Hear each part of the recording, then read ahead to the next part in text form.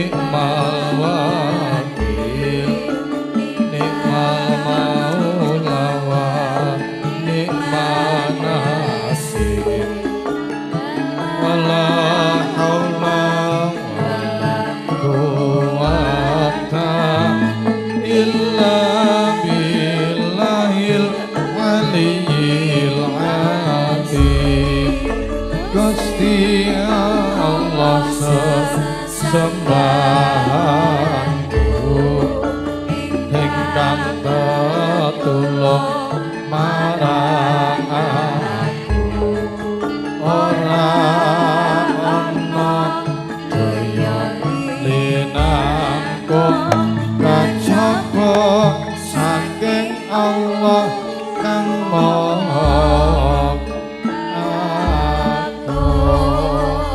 sedulurku aja nganti kliru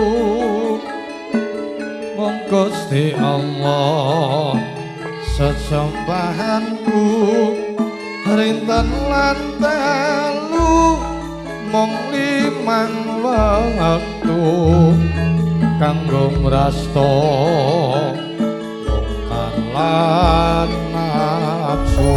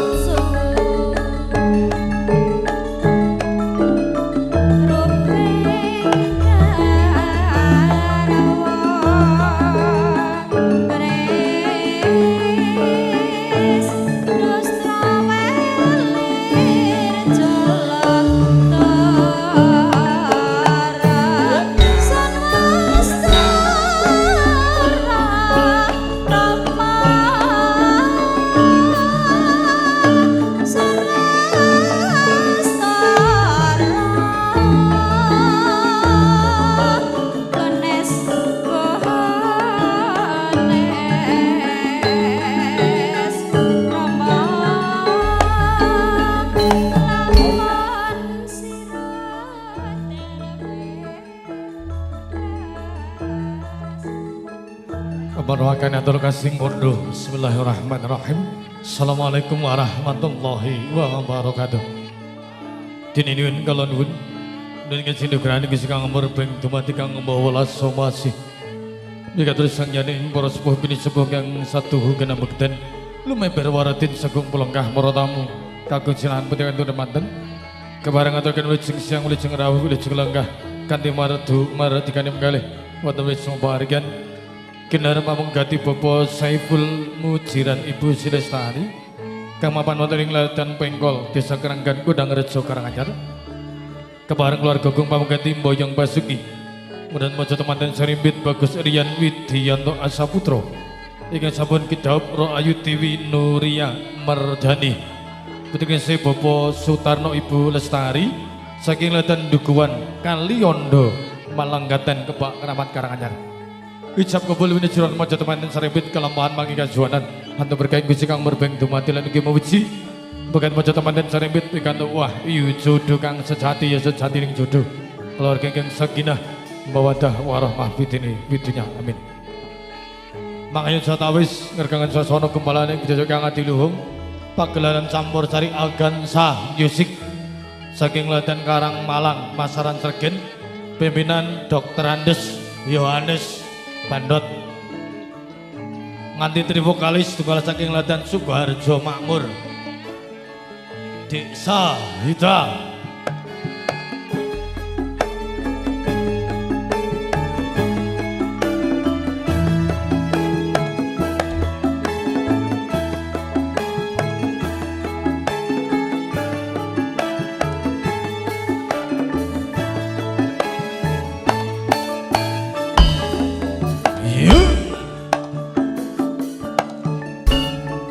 kali saking Ladan Kebak Keramat Karanganyar di Ayu Seli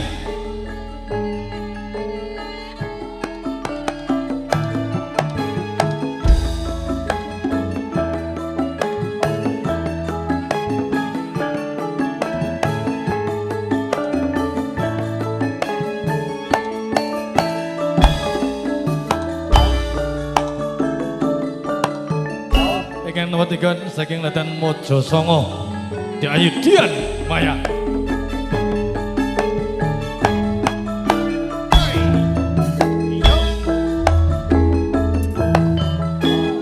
Trivokalis Sukomang Nibur Sautawis Mian Suwining Swasana Salam Pamuka Lumantar Gansa.